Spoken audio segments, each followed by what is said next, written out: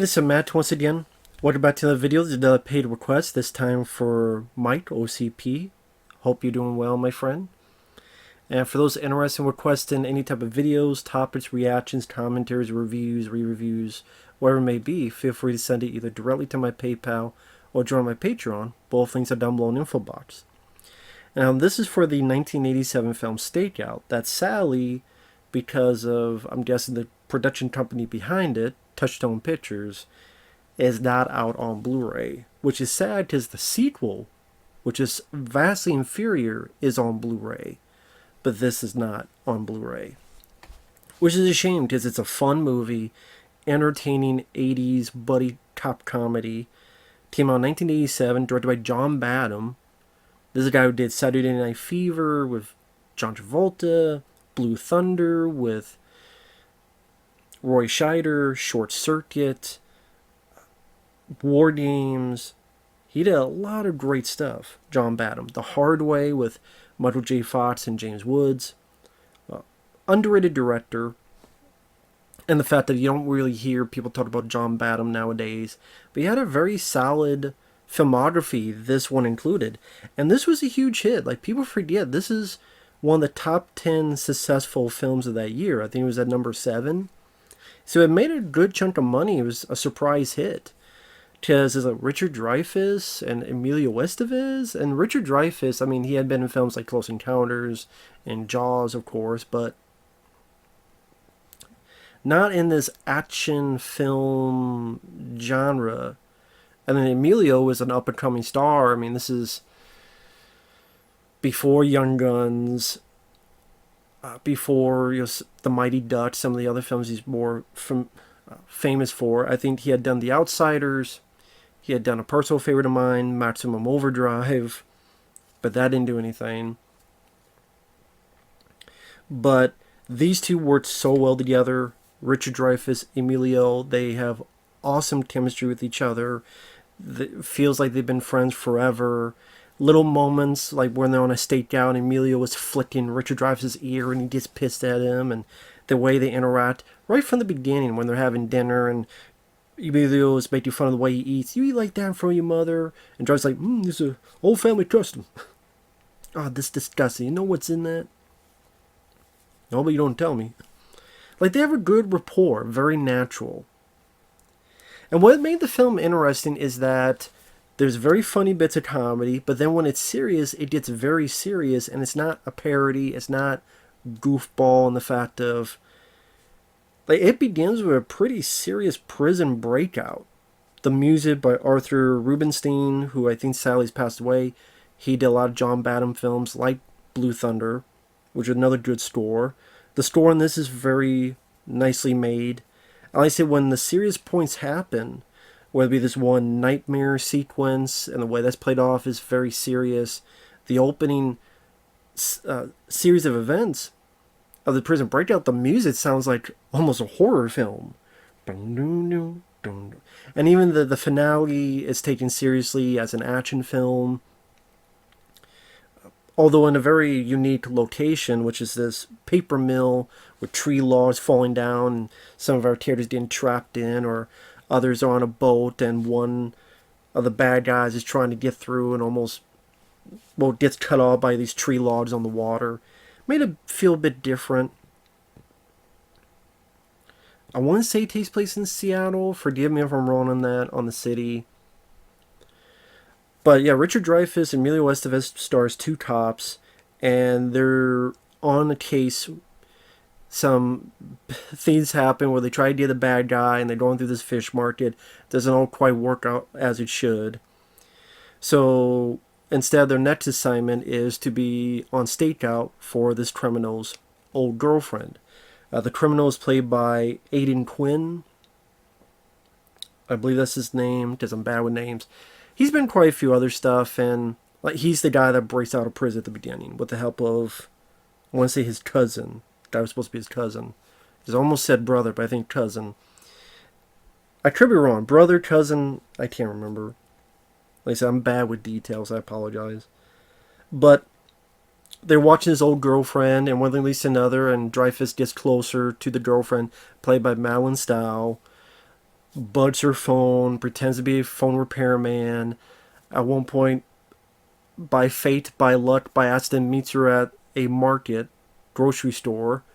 She invites him back, and he falls for her. And they're having a little bit of lovey-dovey stuff, even though him and the other guy is supposed to be doing the stakeout. And there's also another team that does the stakeout during the day, played by Forrest Whitaker. Yes, that Forrest Whitaker, the same Forrest Whitaker that would win Oscars and do various other things. He was in a lot of big parts. Like he was in Bloodsport after this. He was in, I think, Good Morning Vietnam around this time. Always been a good actor. And then his partner is Dan Laura. Is it Dan Laura? He's the dad on the TV show The Wonder Years. And they have good rapport with each other. And when they're arguing with Dreyfuss and Emilio, and they're doing this back and forth, and they play these back and forth games, these mind games where one leaves a toilet paper little trap for them, or the other messes around with their dog, or Emilio then gets a cat and puts the cat in there and freaks them out. Like, they're like children. They're playful like kids. And that's where you get some pretty goofy humor. But at the same time, I still felt the tone was consistent, unlike the sequel where Rosie O'Donnell and the way that interaction just fell flat. I thought Rosie O'Donnell was very unlikable. I thought she screwed up the chemistry between Dreyfuss and Emilio, and I didn't feel as much of the serious action compared to this film. Even though in that one you had Miguel Ferrer, who's a good actor, but this was much more a better fit. And you tasked that in with some good pieces of music on the soundtrack, whether Rhythm's Gonna Get You, Rhythm's Gonna Get You, or the song at the end, which was popular for a decent amount, Is It Love by Mr. Mister.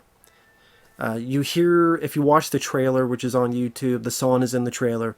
Is it love, we're after, do, do, do, do, do, do.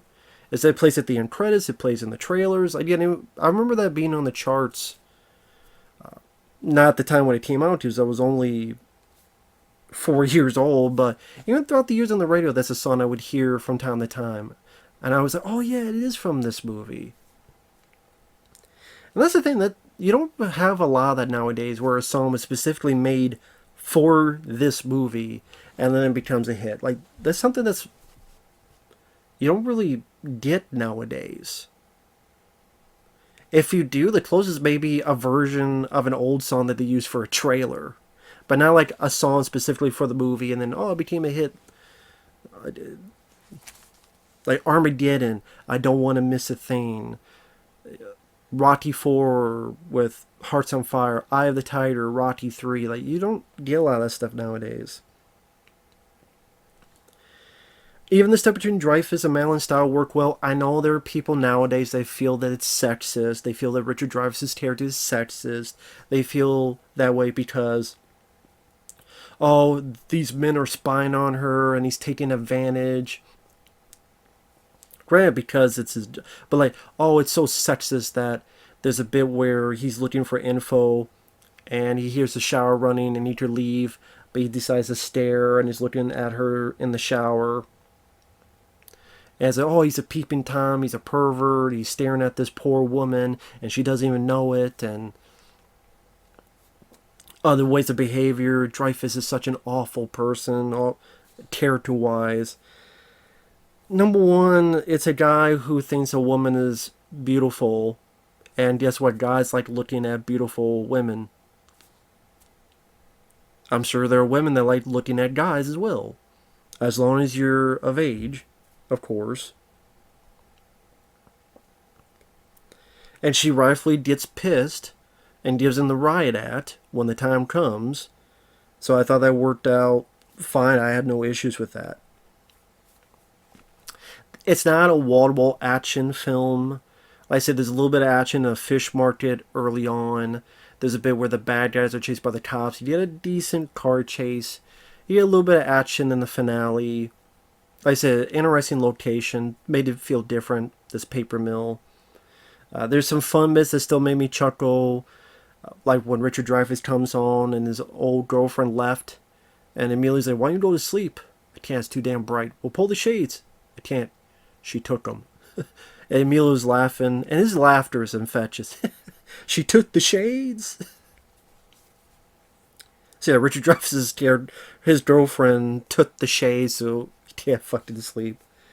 Or he's sleepy, and Dreyfuss picks up the phone, it's Madeleine Stowe, and he's like talking normal, and then he realizes, wait a minute, the daytime stakeout is listening in.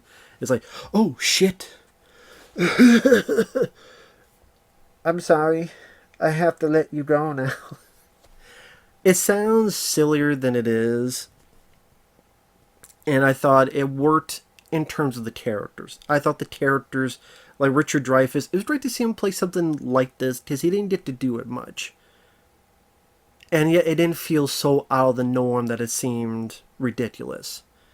And Richard Dreyfuss here, the plot wheel, Emilio, one of the only times I can think of he's got a mustache, I'm guessing to make him appear older than he was a good look for him.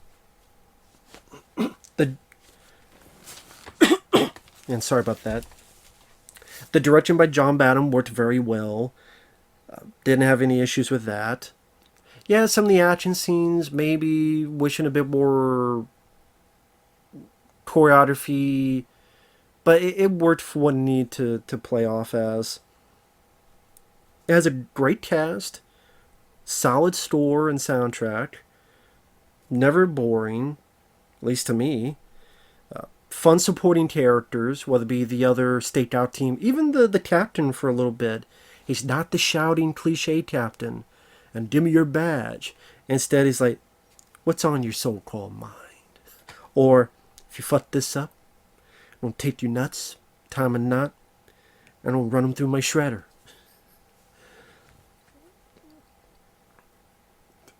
And like I said, the way the characters play off each other, the way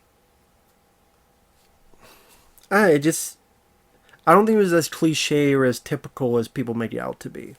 And I do think that the script is a point of reason as to why that is the case. Jim Kouf, Kouf, which I think he went on to direct a few movies. I want to say he did the one with Lou Diamond Phillips. Was it Ordinary Criminal? I can't remember what it was called. Disorganized Crime? I think it was called Disorganized Crime. Which I remember now minding for what it was. And like I said, it's much better than the sequel, Another Stakeout. Another Stakeout was just way too late. And again, Rosie O'Donnell, not a good fit for them. So yeah, I think the movie, like I said, it's funny, it's entertaining. Did we practice safe sex? And like I said, as long as you're not expecting a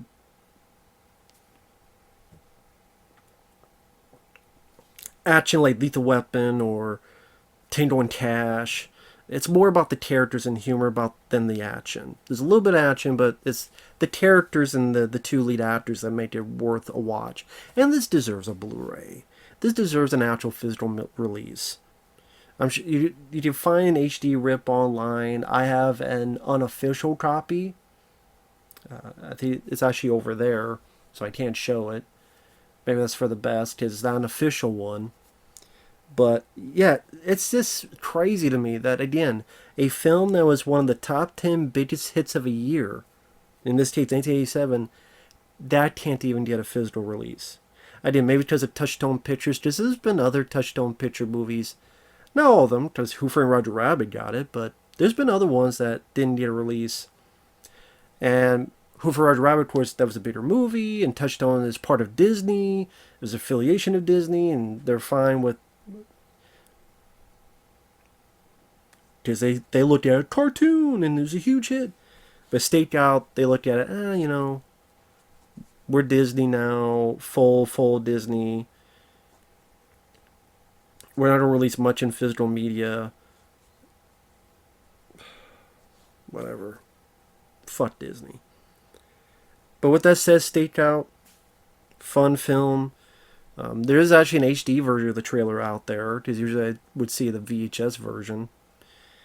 Highly recommend it if you like 80s movies, 80s buddy cop movies, if you like these actors. Highly recommend it. So with that said, thanks for watching. We'll see you guys later.